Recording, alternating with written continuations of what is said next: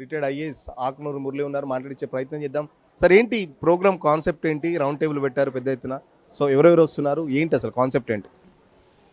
ఇప్పుడు peoples issues మీద fight చేయడానికి, అడగడానికి, వాయిస్ రేజ్ చేయడానికి నాతో పాటు మా కొంతమంది ఐఏఎస్ సహచరులు, సోషల్ యాక్టివిస్టులు, సో విద్యావేత్తలు నాతో ముందు అందరం కలిసి ఉన్నాం మేము. So we formed as Telangana people's front. So ముందు విద్య పెద్ద ఇష్యూ కాబట్టి విద్య మీద తీసుకున్నాము, బట్ లేటర్ ఆన్ అన్నీ తీసుకుంటాం, చాలా ఇష్యూస్ తీసుకుంటాం ప్రజలకు సంబంధించినవి. సో ఈ విద్యకు సంబంధించిన ఇష్యూ ఏంటంటే పిల్లలు సఫర్ కావద్దు, అండ్ సొసైటీకి మూలాధారము విద్య. సో విద్య సరిగ్గా లేకపోతే సొసైటీ పాడైపోతుంది. ఇప్పుడు మనం చూస్తున్నాం ఎంత పాడవుతుందో. ప్రతిరోజు మన పేపర్లో న్యూస్ చూస్తే అర్థమవుతుంటుంది, చాలా దరిద్రంగా ఉంది సొసైటీ. సో దాని అంతటి కారణము మనము మంచి క్వాలిటేటివ్ విలువలు గల విద్య ఇవ్వకపోవడం. సో అందుకని దాని మీద పనిచేయాలని వచ్చాము. అయితే దీంట్లో సమస్య ఇమ్మీడియట్గా తల్లిదండ్రుల పెద్ద సమస్య ఏంటంటే, ఇప్పుడు మనకి 70% మంది పిల్లలు ప్రైవేట్లో ఉన్నారు. ఇందులో ఈ తల్లిదండ్రులలో 90% తల్లిదండ్రులు వాళ్ళు చాలా అసంతృప్తిగా ఫీజులు చెల్లిస్తున్నారు. సో చాలా ఎక్కువ ఫీజులు చెల్లిస్తున్నారు. సో అసంబద్ధంగా ఉన్న ఫీజుల్ని వాళ్ళు భరిస్తున్నారు. సో అప్పులు చేసి 90% మంది అప్పులు చేసి ఫీజులు చెల్లిస్తున్నారు. ఇది ఒక పెద్ద ఇష్యూ. దగ్గర మనం ఇద్దరు తల్లిదండ్రులు కలుపుకుంటే, సింగిల్ మదర్స్ని కలుపుకుంటే ఇది దగ్గర 1 కోటి మంది వరకు ఉంటారు. అంటే ఇంత పెద్ద ఇష్యూ ఇంకేముంటుంది చెప్పండి. అటు పిల్లలు సఫర్, ఇంకొక 70 లక్షల మంది పిల్లలు సఫర్ అవుతున్నారు, ఇటు 1 కోటి మంది పేరెంట్స్ సఫర్ అవుతున్నారు. ఇంతకన్నా పెద్ద ఇష్యూ ఏముంటుంది? 4 కోట్ల పాపులేషన్లో 1,70,00,000 మంది కదా. సో అందుకని ఈ ఇష్యూని తీసుకున్నాము. సో సంవత్సరానికి 20,000 కోట్లు కడుతున్నారండి వాళ్ళు. ఎందుకు కట్టాలండి? అదే 20,000 కోట్లు గవర్నమెంటు ఖర్చు పెడితే అంతా కూడా అవసరం లేదు. 10,000 కోట్లు ఖర్చు పెడితే బ్రహ్మాండమైన విద్య ఇవ్వచ్చు కదా. సంవత్సరానికి 10,000 కోట్లు మనం ఖర్చు పెట్టగలిగితే, మంచిగా ఎక్స్ట్రా ఖర్చు పెట్టగలిగితే, ఇప్పుడు జీతాలకు ఇస్తున్నారు డబ్బులు, మీరు అంతే, ఇంకేమీ పెట్టాలి మిగతాయి కదా. సో మిగతా వాటికి కూడా ఇవ్వగలిగితే, ఎక్స్ట్రా కరికులర్ యాక్టివిటీస్, ఆ ఫెసిలిటీస్ అన్ని చేయగలిగితే సరిపోతుంది. సరే, ఈ లోపల ఈ ప్రభుత్వ స్కూళ్ళు స్ట్రెంథెన్ చేసే లోపల మనం వెయిట్ చేయలేము కాబట్టి ఈ ప్రైవేట్ స్కూల్స్ ఉన్నాయి కాబట్టి, ప్రైవేట్ స్కూల్లో కనీసం ఫీ రెగ్యులేషన్ అంటే ఒక చట్టరూపంగా తీసుకురాగలిగితే సో కొంత ఉపశమనం ఉంటుంది తల్లిదండ్రులకి. అది ఎందుకు చేయరు? గవర్నమెంట్కి ₹1 ఖర్చు లేదు కదా, చేయొచ్చు కదా, అది చేయటం లేదు. సో అందుకనే దీన్ని మేమైతే ఒక ఎలక్షన్ ఎజెండాలో తీసుకోవాలని ప్రయత్నం చేస్తున్నాము. అప్పుడైతే వీళ్ళు మాట వింటారు. ఇప్పుడు ఏంటంటే మరి ఆ ప్రైవేట్ స్కూల్ యాజమాన్యాలు ప్రెజర్ చేస్తున్నాయో గవర్నమెంట్ మనకు అర్థం కాదు, లేదా వీళ్ళకే ఇష్టం లేదా, మొత్తం ప్రభుత్వ విద్య ఉండకుండా ప్రైవేట్గానే ఉంటేనే బాగుంటుంది అనేది రాజకీయ నాయకులు ఆలోచిస్తున్నట్టు మాకు కూడా కనబడుతుంది అది. సో అందుకని దాన్ని బ్రేక్ చేయాలి. ఆ థాట్ ప్రాసెస్ని బ్రేక్ చేయకపోతే ఐ థింక్ ఇట్లా లక్షల మంది, కోట్ల మంది. ఇప్పటికే విద్యా సంవత్సరం స్టార్ట్ అయింది, చాలా వరకు హాఫ్ ఆఫ్ ద పేమెంట్స్ కట్టేస్తున్నారు. చాలా ఇన్స్టిట్యూషన్స్లో సగం ఫీజులు కానీ కట్టకపోతే కానీ అడ్మిషన్స్ ఇవ్వని పరిస్థితి.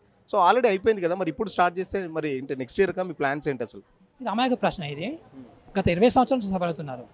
మనం ఏం మాట్లాడకపోతే ఇంక 20 సంవత్సరాలు ఇట్లాగే ఉంటుంది, ఇంక 50 సంవత్సరాలు ఇట్లాగే ఉంటుంది, ఇంక 100 సంవత్సరాలు ఇట్లాగే ఉంటుంది. సో అది మనము ఎక్కడ మొదలు పెట్టాలి. ఇప్పుడు కానీ గవర్నమెంటు చట్టం తయారు చేయాలని అనుకుంటే తప్ప నెక్స్ట్ ఇయర్కి ఇంప్లిమెంట్ కాదు. దానికి సంబంధించి చాలా వాళ్ళు ఎక్సర్సైజ్ చేయాలి. సో డిపార్ట్మెంట్ మొత్తం కూడా మళ్ళీ దానికి తయారు కావాలి. మళ్ళీ ఒక సెలెక్ట్ కమిటీకి పంపాలి, క్యాబినెట్ సబ్ కమిటీకి పంపాలి, మళ్ళీ క్యాబినెట్ అప్రూవ్ చేయాలి, దాని తర్వాత మళ్ళీ లెజిస్లేటివ్ అసెంబ్లీ అప్రూవ్ చేయాలి, దాని తర్వాత గవర్నర్కి పంపించాలి. మరి గవర్నమెంట్ యొక్క మా థాట్ ప్రాసెస్ ఎట్లుంది మనకు అర్థం కాదని డిలే చేయొచ్చు. ఇవన్నీ చాలా ఉన్నవి. దాని తర్వాత నోటిఫై చేయాలి, దాని తర్వాత రూల్స్ వర్కౌట్ చేయాలి, చాలా పని ఉంటుంది అబ్బా దీనికి. సో ఇప్పుడు అనుకుంటే ఇంకొక 6 నెలల వరకు ఉంటుంది, నెక్స్ట్ ఇయర్ రెడీ కావచ్చు. సో అందుకని this is the right time, correct time ఏం చేయాలి. అయినా చేయాల్సింది ఎప్పుడో ఒకసారి మనం మొదలు పెట్టాల్సిందే. ఇది పేరెంట్స్ కమిటీ చాలా వరకు గతంలో చాలా వరకు కొట్లాడారు. దీనికి సంబంధించి మీరు ఇప్పుడు ఏదైతే ప్రాసెస్ చెప్పారో ఈ ప్రాసెస్ అదైతే ఎడ్యుకేషన్ ఇయర్ స్టార్ట్ కాకముందే చేయాలని చెప్పేసి కూడా చాలా వరకు చేశారు. మొన్నటిదాకా మీరు విద్యా కమిషన్ చైర్మన్గా కూడా ఉన్నారు. సో మీరు ప్రభుత్వంలో ఉండి కూడా చేయలేని మరి బయటకు వచ్చి ఎట్లా సాధిస్తాం అనుకుంటున్నారు? ప్రభుత్వంలో కమిషన్ ఏం చేయాలో అంత మొత్తం చేశాను ఆయన. చాలా హోంవర్క్ చేసి వాళ్ళకి అరటిపండు ఒలిచినట్టు నోట్లో పెట్టినట్టుగా మేమే డ్రాఫ్ట్ బిల్లు కూడా తయారు చేసి దానికి సంబంధించిన రికమెండేషన్స్ తయారు చేసి ఎట్లా ఉండాలనో చెప్పి ఇచ్చొచ్చాను.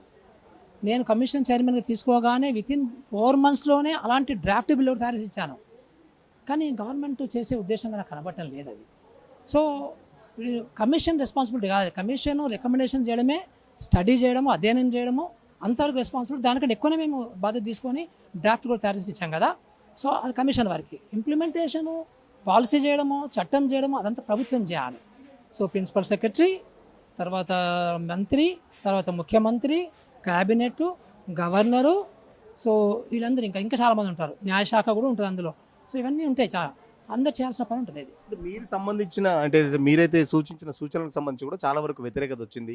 ఉపాధ్యాయ సంఘాలు చాలా వరకు వ్యతిరేకించాయి. ఆ చెత్తబుట్టలో పడేయాలి, అదంతా అవసరం లేదు. పక్క రాష్ట్రంలో జగన్కి ఇట్లనే సలహాలు ఇచ్చి జగన్ని ప్రతిపక్షంలో కూర్చున్నబెట్టండి, ఇక్కడ కూడా రేవంత్ రెడ్డికి అదే పరిస్థితి వస్తుందని చెప్పేసి కూడా ఉపాధ్యాయ సంఘాలు పెద్ద ఎత్తున ఆరోపణ చేసినాయి. దానికి సంబంధించి ఏం చెప్తారు? అటుపోయి ఇటుపోయి రాజకీయాలకు వస్తారు, నాకు కూడా తెలుసు అనుకో. ఇక్కడ ఇష్యూ ఏంటంటే వాళ్ళు ఉపాధ్యాయులు ఎందుకు వ్యతిరేకిస్తున్నారు? మేము 430 రికమెండేషన్స్ ఇచ్చాము, వాళ్ళకి ఒక్క రికమెండేషన్ నచ్చలేదు. జీతాలు ఎక్కువ ఉన్నాయి అని కామెంట్ చేశాను. ఫ్యూచర్లో రిక్రూట్మెంట్కి చేసినప్పుడు ఇది జాగ్రత్తగా మీరు పరిగణలోకి తీసుకోండి అని చెప్పాను. ఆ ఒక్కటి నాకు నచ్చలేదు కాబట్టి మొత్తం 426 మిగతా కూడా నచ్చలేదు. అది చాలా అసంబద్ధం అది. సో అది చాలా selfish thought process of teachers అని చెప్పుకోవచ్చు మనము. అది కరెక్ట్ కాదు. కానీ బట్ మేము చేసినటువంటి ఈ రికమెండేషన్లో మీరు ఒక్క పేరెంట్ని అడగండి. మనకు మొత్తం ఇప్పుడు 40 లక్షల 50 లక్షల మంది పేరెంట్స్ ప్రైవేట్ స్కూళ్ళలో చదువుతున్న పేరెంట్స్ ఉన్నారు కదా, వాళ్ళందరిని అడగండి, ఇది కరెక్ట్గా కాదు చెప్తారు వాళ్ళు కదా. So that is the thing. అట్లాగే మీరు ప్రభుత్వంలో ఉన్న విద్య చదువుతున్నటువంటి ఇంకొక 26 లక్షల మంది పిల్లలు ఉన్నారు కదా, వాళ్ళ తల్లిదండ్రులు అడగండి, మేము చేసిన రికమెండేషన్ కరెక్ట్గా కాదు చెప్తారు వాళ్ళు మీకు. సో ఇట్లా చూడాలి కదా మనము. ఒక్కటి పట్టుకొని ఉపాధ్యాయులు ఒక్క స్టేక్ హోల్డరు. అసలు స్టేక్ హోల్డర్స్ ఎవరు? విద్యార్థులు, పేరెంట్స్, వాళ్ళు అసలు స్టేక్ హోల్డర్స్ కదా.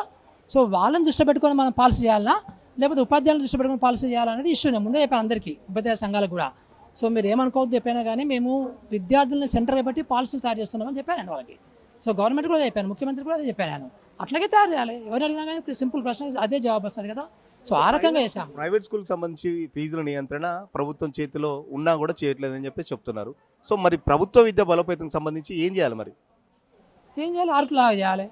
నేను డెమాన్స్ట్రేషన్ చేసినా కదా. స్కూల్ అంటే అట్లనే ఉండాలి కదా. నర్సరీ నుంచి 12వ తరగతి వరకు ఉండాలి.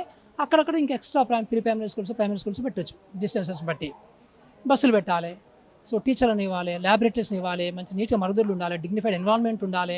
సో లైబ్రరీ ఉండాలి, ఆట స్థలాలు ఉండాలి, పీఈటీలు ఉండాలి, చాలా ఉన్నాయి, సెక్యూరిటీ ఉండాలి, చాలా ఉన్నాయి. మేము చెప్పాం కదా మరి దాంట్లో ప్రీ ప్రైమరీ స్కూల్ అంటే ఎట్లా ఉండాలి, ప్రైమరీ స్కూల్ అంటే ఎట్లా ఉండాలి, హై స్కూల్ అంటే ఎట్లా ఉండాలి, తెలంగాణ పబ్లిక్ స్కూల్ అంటే ఎట్లా ఉండాలి, కాలేజ్ అంటే ఎట్లా ఉండాలి, యూనివర్సిటీ ఎట్లా ఉండాలి అనేది మేము మా రిపోర్ట్లో ఉంది. అది ఇంప్లిమెంట్ చేయండి. That's it. అది ఇంప్లిమెంట్ చేయండి. గొంతమ్మకొరు గోటంలే మీరు ఇచ్చిన 15% ఇస్తే 5 సంవత్సరాలు చేసేయచ్చు.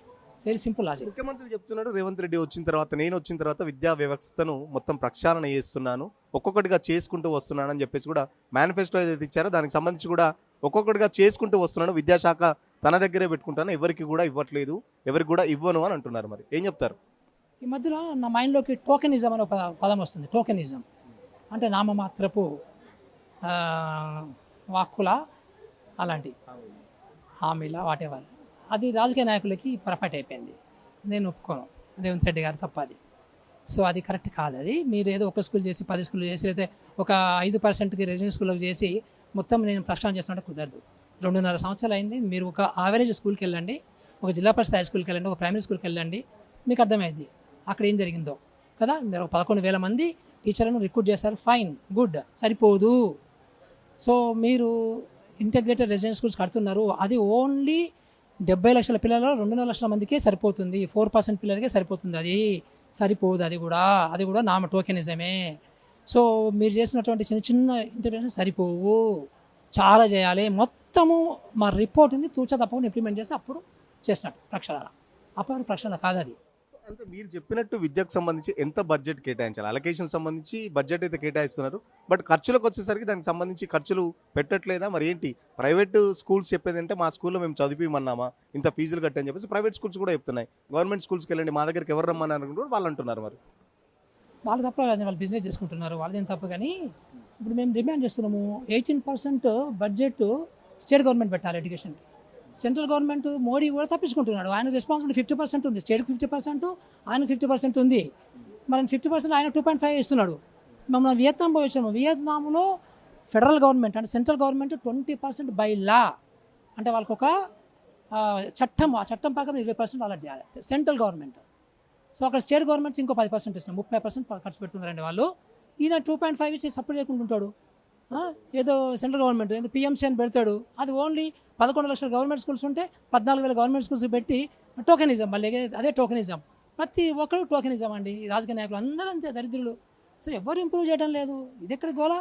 సో అట్లా ఆయన కూడా 10% ఇవ్వాలి గవర్నమెంట్ ఆఫ్ ఇండియా కూడా కదా. అట్లా తెలంగాణ పబ్లిక్ స్కూల్ లాంటివి కట్టాలి కదా. ఇవి డిమాండ్స్ కదా, ఇవి చేసినట్టు అయిపోతుంది, మంచి ప్రమాణం చేయొచ్చు. ఇదే బడ్జెట్, ఎక్కువ ఏం అడుగుతాను నేను. సో ఫైనల్గా చెప్పండి, మీ పోరాటం ఎలా ఉండబోతుంది? ఇప్పటి నుంచి స్టార్ట్ చేస్తే కనీసం నెక్స్ట్ ఇయర్ కన్నా ఇది ఇంప్లిమెంటేషన్కి ఏమైనా వస్తుందా? సో దానికి సంబంధించి ప్రభుత్వంతో ఎలా పోరాటం చేయబోతున్నారు? ఇవి అందరూ డిసైడ్ చేస్తారండి. పేరెంట్స్, విద్యావేత్తలు, యాక్టివిస్టులు అందరూ కలిసి డిసైడ్ చేస్తారు. నేను చేయాల్సింది. సో నేను ఒక్కనే కాదు, అందరం కలిసి మాట్లాడుకుంటాము. ఇంకా మేము జిల్లాలు కూడా తిరుగుతాము. సో ఆ జిల్లాల నుంచి కూడా ఫీడ్బ్యాక్ వస్తుంది. వాళ్ళు ఏమంటారు చూద్దాము. ఇది మొత్తానికి దీన్ని ఎజెండాకి తీసుకురావాలి, పోరాడాల్సింది. మేమైతే చివరికి పోరాడతాం. Thank you. ఖచ్చితంగా ఏదైతే ప్రైవేట్ స్కూళ్ళలో జరుగుతున్న దోపిడీకి సంబంధించి అరికట్టాల్సిన అవసరం ఉంది. ఎందుకంటే లక్షలు ఫీజులు కడుతున్నారు. పిల్లల తల్లిదండ్రుల బాధ వర్ణనాతీతం. ప్రతి ఇయర్ ప్రభుత్వం చేస్తా అని చెప్తుంది. కాంగ్రెస్ ప్రభుత్వం వచ్చిన తర్వాత చాలా వరకు ఇంప్లిమెంటేషన్ చేయాలి. బట్ రేవంత్ రెడ్డి మాటలు చెప్తున్నారు కానీ చేతలకు వచ్చేసరికి దాన్ని ఇంప్లిమెంట్ చేయట్లేదని చెప్పేసి ఆకునూరు మురళి చెప్తున్న పరిస్థితి. సో ఖచ్చితంగా కేంద్ర రాష్ట్ర ప్రభుత్వాలు తప్పించుకుంటున్నాయి. విద్యకు సంబంధించి బడ్జెట్ ఉన్న బడ్జెట్లోనే, ఇప్పుడు ఇచ్చిన బడ్జెట్లోనే అద్భుతాలు సృష్టించవచ్చు. బట్ ప్రభుత్వం ఆ దిశగా చర్యలు తీసుకోవట్లేదు. సో మరోవైపు ప్రైవేట్ స్కూల్స్ కానీ కాలేజీలు కానీ దోపిడీ అయితే రోజు రోజుకి ఎక్కువ అవుతుంది. సో ప్రభుత్వ విద్య బలోపేతం చేసినప్పటికి కూడా బలోపేతం చేస్తే తప్ప ఈ ప్రైవేట్ స్కూళ్ళకి సంబంధించి దోపిడీ ఆపలేం. సో రాష్ట్ర వ్యాప్తంగా జిల్లాల పర్యటన కూడా ఉంటుంది. సో పేరెంట్స్ కమిటీ నుంచి కానీ లేకపోతే మేధావులందరితో కలిసి చర్చించుకొని ఫైనల్గా దీనికి సంబంధించి పోరాటం మాత్రం పెద్ద ఎత్తున ఉంటుంది. ఖచ్చితంగా వచ్చే విద్యా సంవత్సరం లోపు రెగ్యులేటరీ కమిటీకి సంబంధించి ప్రభుత్వం చట్టం తీసుకొచ్చేంత వరకు ఖచ్చితంగా పోరాడతామని చెప్పేసి రిటైర్డ్ ఐఏఎస్ ఆకునూరి మురళి చెప్తున్న పరిస్థితి. వీడియో జర్నలిస్ట్ సతీష్తో సురేష్, RTV కోసం, హైదరాబాద్.